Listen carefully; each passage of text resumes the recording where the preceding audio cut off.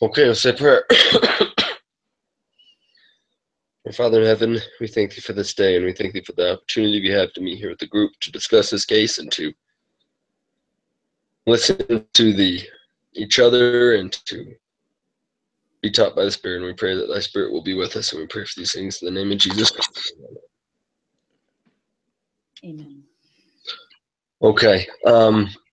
So last night, so I'm the young men's president in my ward. So last night we did a face-to-face with 4 different musicians. And it was 2 of the musicians had been on The Voice, and one was from Brazil, and then you had a young man from Utah. And it was interesting to me to listen to the testimonies of these people. And the one that struck me the most was the testimony of the young Brazilian girl. So she is 18 years old, and the young man was a returned missionary. He's married in the temple. One of the girls is a returned missionary. And yet, this young Brazilian girl's testimony seemed not necessarily stronger than theirs. I think they all had strong testimonies.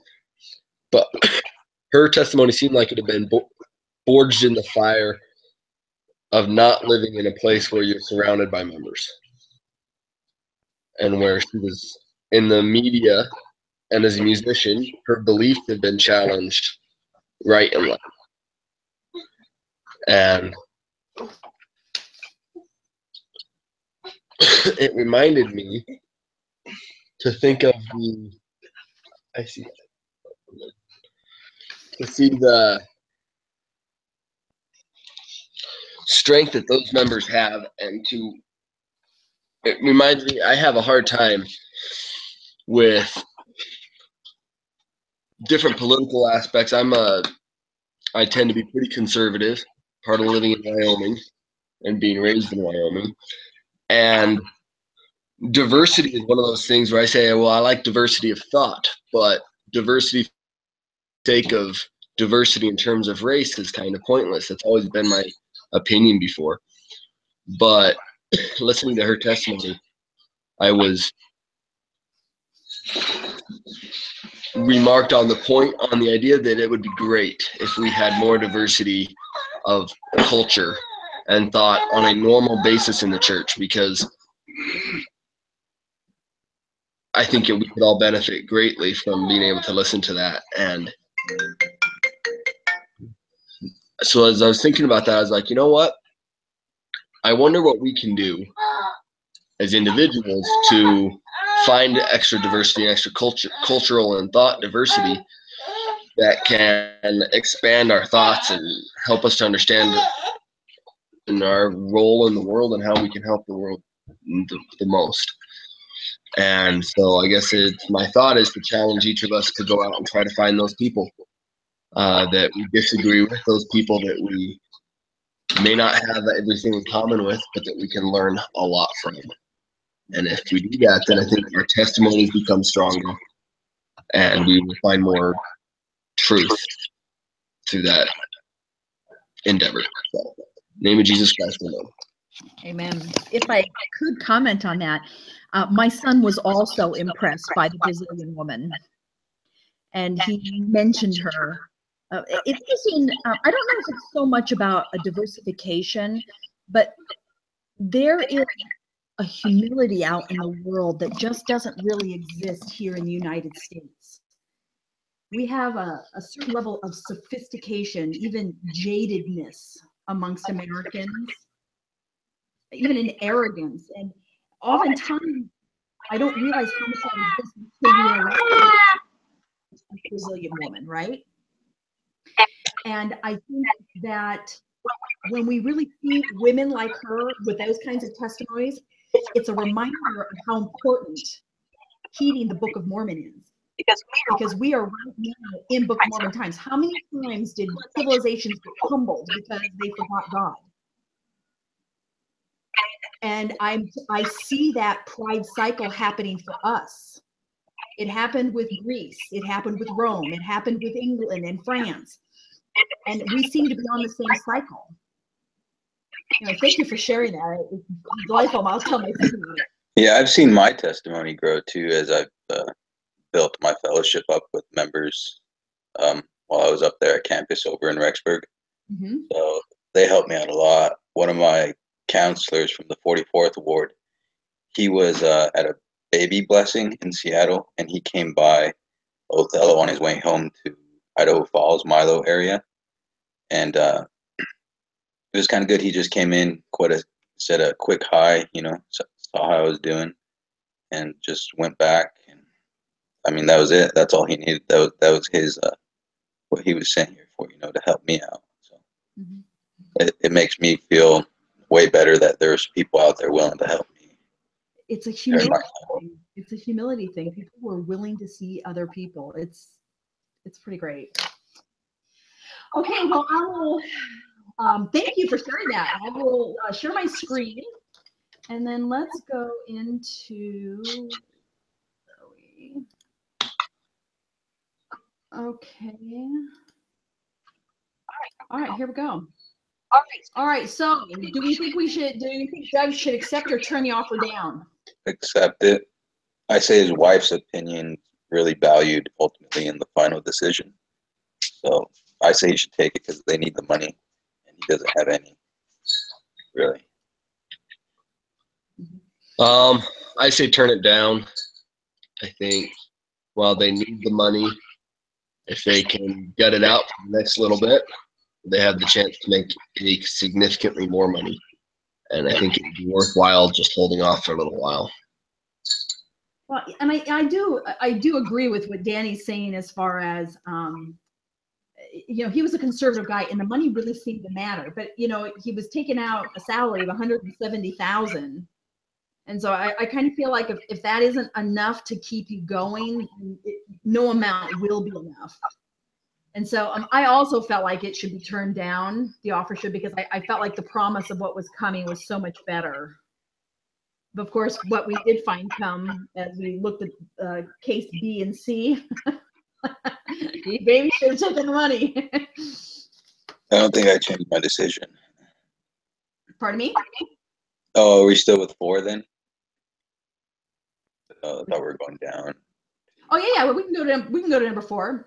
Okay. So, who says Doug should accept the offer? If no one votes for the option, come up with a reason why he should take the offer. Okay. All right. Do it, Danny. Why do you think he should accept it?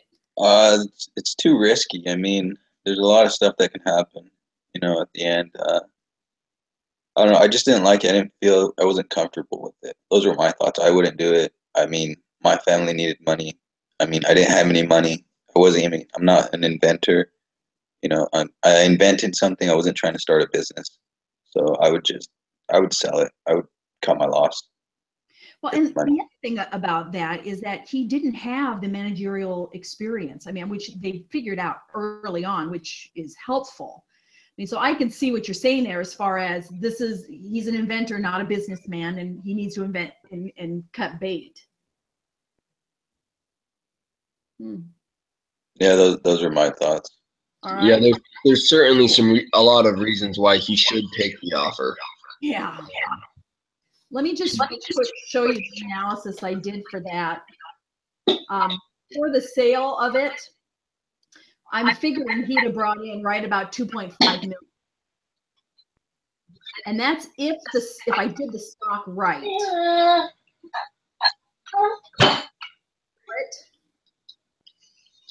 So it would have brought him in a big chunk of change. But the valuation on the capitalization table, the post-money valuation was 8.4 million. So that could definitely be a huge difference in keeping it.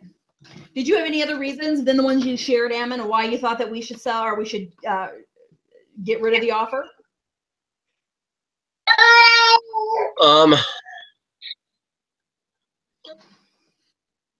Just that the reason why he should look to take the offer. Yeah, do you think is because we've rehashed those a million times, but already. But same kind of idea. He's an engineer. He's not a businessman. So. Okay. Okay. So accept the offer. Allow those who take the. Okay. Number 6. How much money did Doug receive? As a group, realized that it's likely nobody had a full correct answer. So here's what I did. So in taking these into account right here, since half the buyout offer is in cash, you need to treat it as cash sale and give the investors 2 times their investment cash. So this is what I came up with. So these are the investors. Now I did put Washington Sequel in there in the initial investors, simply because the capitalization on there actually shows it. Can you see my screen when I talk? Yes. Okay. So they show Washington Sequel to do seed notes, a small amount, and then again later. So I've included them in there. So doubling those numbers, that's what we get right there, with a total amount of 1 million. And then he would get 928,000 in cash, which brings us to the total offer of 2 million. And then over here, when we go back and we look at the directions here, it says half of the buyout offer is preferred stock, that portion of the buyout stock, and give investors 25% of the proceeds. What does that mean? So 70% he gets, or are we just getting 20% of what they owned? Does that make sense? The 25, the discount rate? Is that what you're saying? So that's not a discount, is it? That's not a discount. We need to give 25% proceeds from the first share. So we've got approximately $2 million in proceeds. That's what the stock is valued. We can't give each investor 25% because then they get nothing. So do we give 5% of the 2 million, and then they split it based on their how much stock they have over here? Because right now I've got where $2 million, and this investor got 1%, and this one got 6%. You know, all the way down. Yeah. So I was struggling to hear you with the echo coming off Danny's computer. Danny, I think we got it now. Yeah, okay. He'll come back here in a minute, I assume. You dropped. Oh, okay, great. Well, I'll have him mute it when he gets back on, though. Okay, so how do we process that?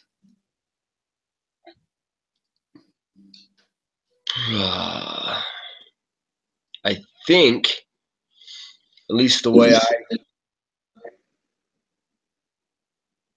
What's that, Danny? Oh, I was just seeing if my stuff was muted or not. We still on space?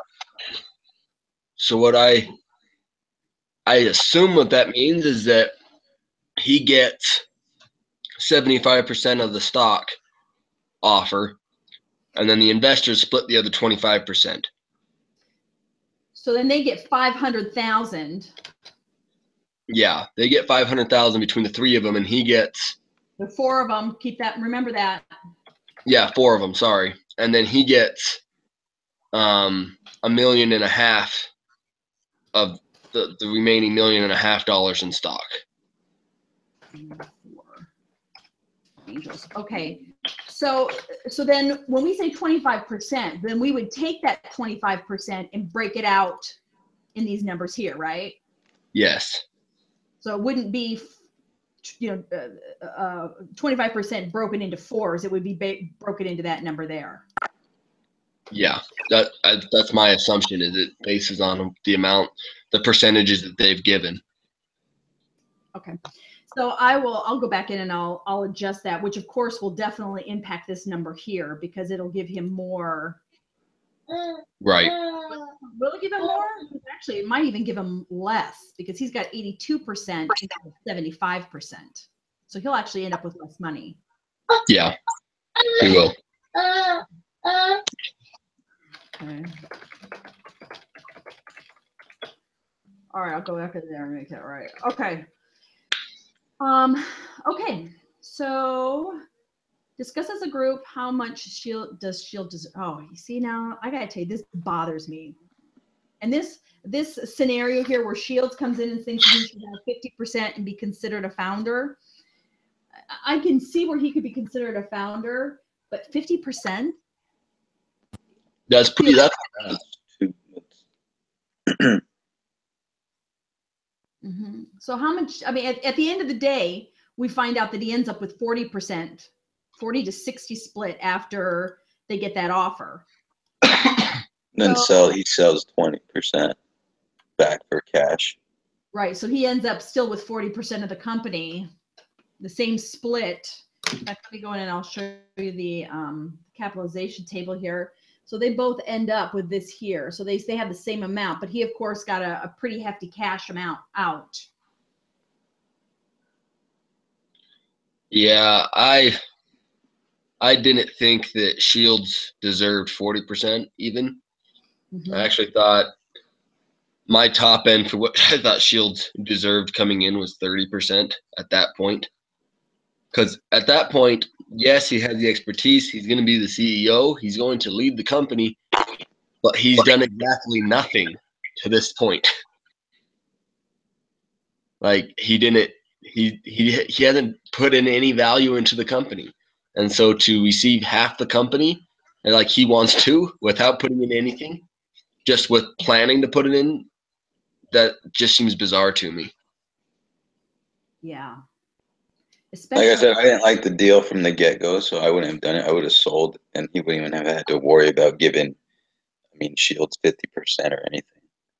Danny just That's doesn't. why I said I would sell. That's why I said I would sell it because for all the reasons that we listed off. Yeah.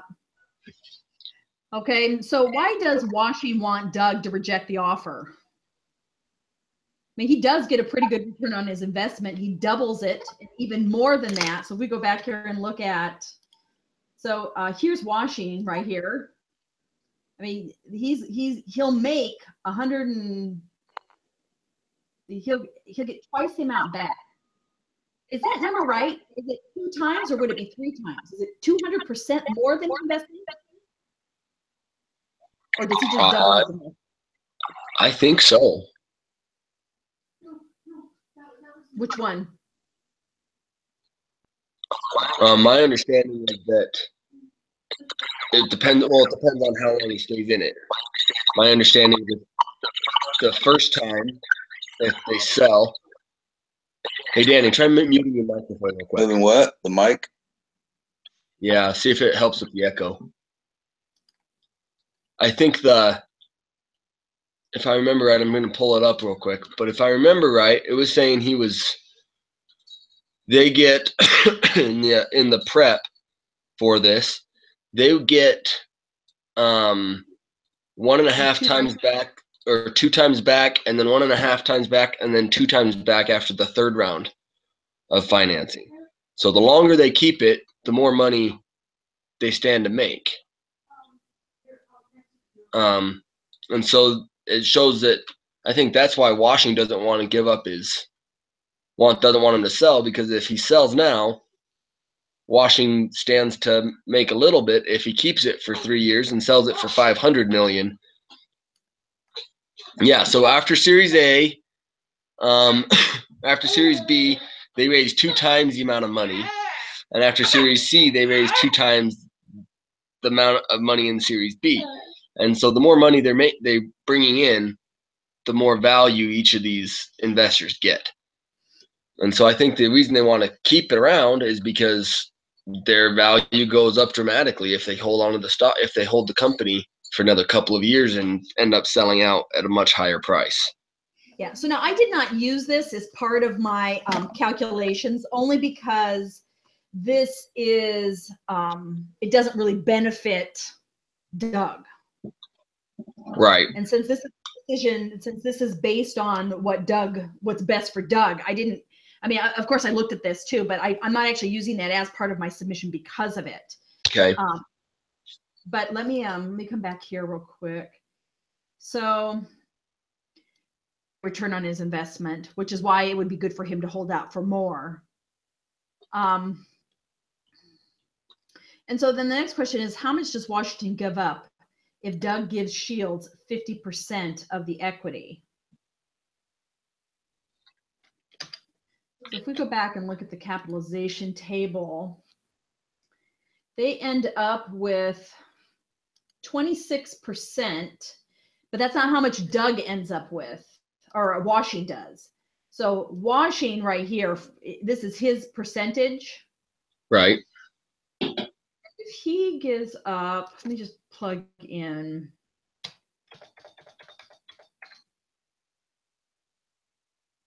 He doesn't really give up that much, right?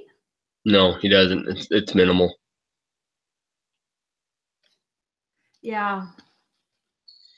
Danny, if you want to jump in and say something, I wasn't trying to mute you for the conversation. I didn't really have any of the calculations. I didn't put it together. I didn't get that far. I haven't gotten on the math on it either yet. Okay, well, I think we did see Doug use the turn offer to his advantage.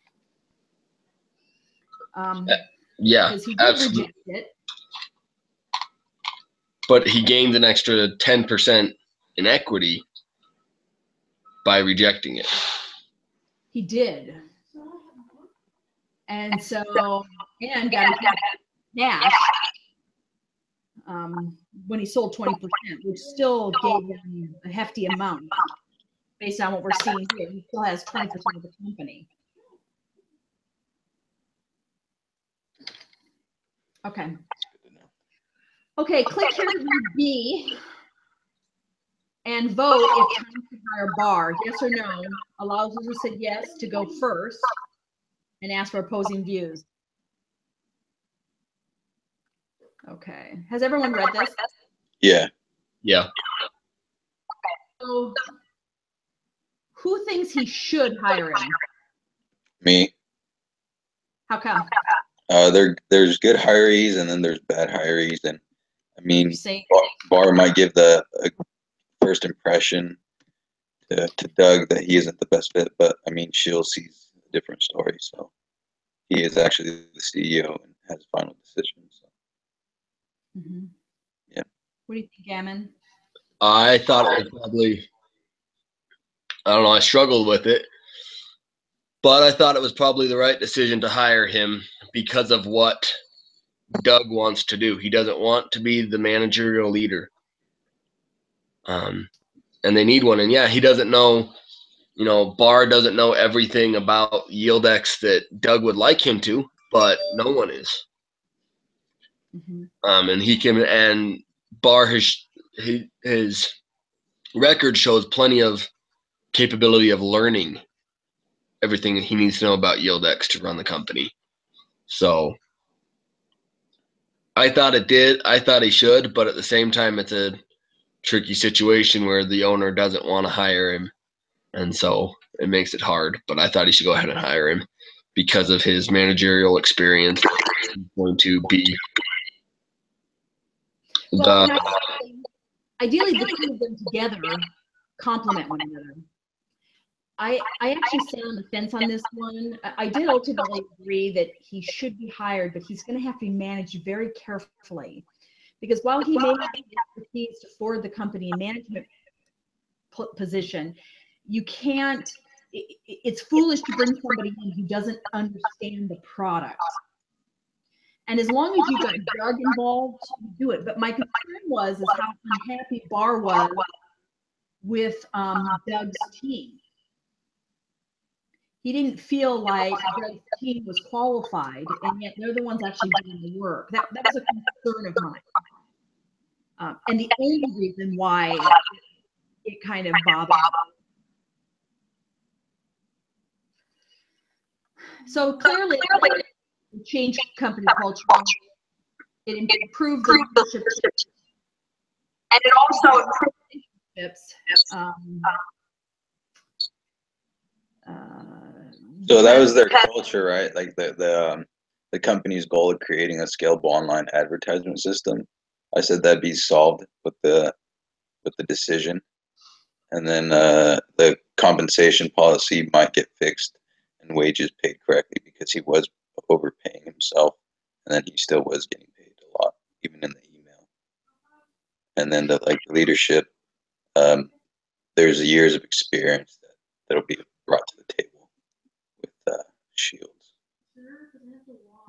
That's who we're talking about, right? Or Bar. Yeah. So investors relations, because they liked Bar. Yeah, and then I mean, Shields has a lot of connections, doesn't he? Because he knows the guy from the other VC that introduced him to Cosman. Yeah. Yeah. I forgot his name. Okay. Okay. On KC, did everyone read that? Oh yeah. Amma, did you get into that? I did, yeah. Okay. What are your thoughts?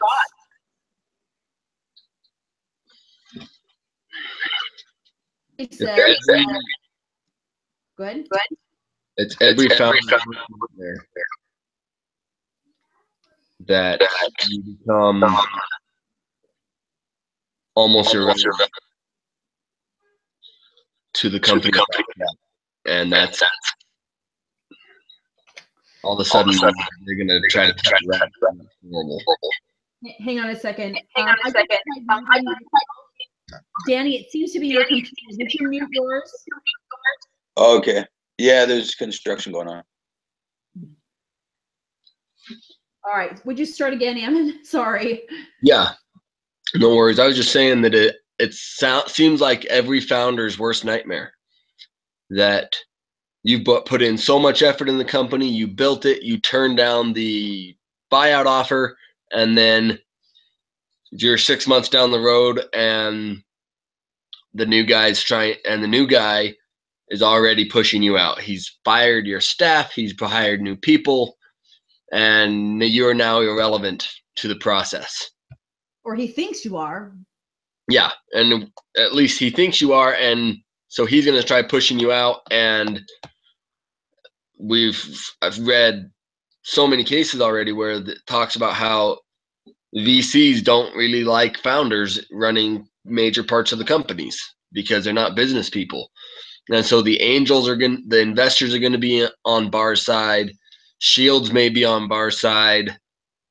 And all of a sudden, Cosman finds himself in a really bad situation where he's going to get pushed out. And it's hard because unless they're going to expand into a different problem, if the engineers that they have know the intricacies of the algorithm, then I'm not sure that Cosman does bring value any longer. In terms of the engineering aspect, he does bring the founding aspect, but they've changed the culture, they've changed the leadership team. It's not the company that he had created. A lot of it's been changed, so it's tough. I'm not sure how Doug avoids the situation. Well, what he does to avoid the situation is that he makes sure that his employment and his stock and everything that he is signing for funding is not tied to his patents. Meaning, if he goes, so does his patents. Yeah. And that's one of the, and because it doesn't specifically say in here that the company controls the patents as part of the agreement, which I would be hard pressed to imagine anyone signing their patents over. Yeah, that would be a pretty dumb thing to do. Yeah. And so, so what does do the right things for the company mean? And looking at what it is that Bar has to say, we have nothing in here that identifies Bar's performance. What is it actually has he accomplished? Is he in a position where he can actually say that? Yeah, we don't know anything about his performance, and we don't know anything about the staff's performance that he felt needed to be replaced. Well, they're already gone. I'm agreeing with Evan on this one. That's sort of what I had. It's not him. He holds the founding thing, but he just doesn't hold any value really anymore. Unless he has the patent, like Chris Yeah. brought up. Mhm. I just didn't like the fact that Barr sent the email out when he has no stake in the company, trying to force himself in. It felt weird. And like what you were saying, 6 months down the road, you try to do something else and then they want to kick you out. So I feel that. You remember they did that at Apple? They got rid of Steve Jobs and ultimately had to bring him back to save the company. Oh, probably skip that. Or Yeah. Well, that wasn't in there. That was just something that happened. We don't see that very often, but you know, cutting out the core, the heart of the company is never a good idea. No, it really isn't. And like I said, I would imagine Cosman filed his patents prior to it being a company, so the patents are in his name rather than in Yieldex's name, and so he probably takes the patents with him. It didn't say anything about it. I didn't even think of that aspect. Thanks for that. That helps. Okay, so how could Doug have avoided getting into this position? There are two clear points for me. One is he needs to keep, his patents are there. But two, never, ever give your company, controlling interest of your company away. Ever. Never put yourself in a position where somebody has more stock than you. Yeah. While most people won't necessarily want to invest, all you need is 51%.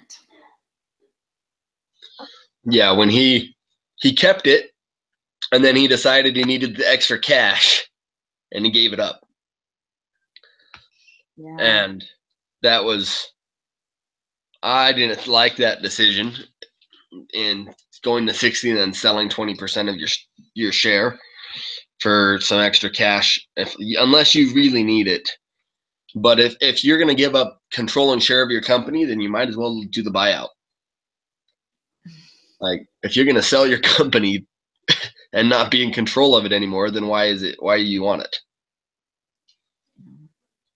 That was my thought on it. Yeah, I think that he probably shouldn't have sold out, but he should sell the company. But I felt like he should have gone longer, waited longer till there was more success, so that you could actually get more money. Yeah. Mm-hmm. All right. Does anyone else have anything else they want to contribute before we sum it up? Nope. Okay. Danny, would you mute? Yeah. Okay, so to sum up, for this case study, we were split.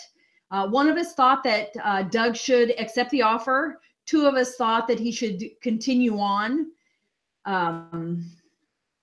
And we talked about the kind of money that Doug would have gotten. We did all three of these here in putting it out. And then we talked about Shields and his position and what it is that he deserved. We determined that perhaps about 30% would have been done, because the core of the company was actually the patents, was the algorithm. And so that's what should have had the majority in it.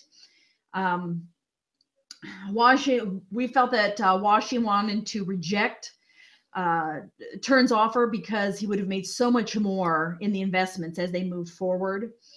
And for Doug, with Shields with 50% of the company, we did the math on that and determined that it was minimal impact for that.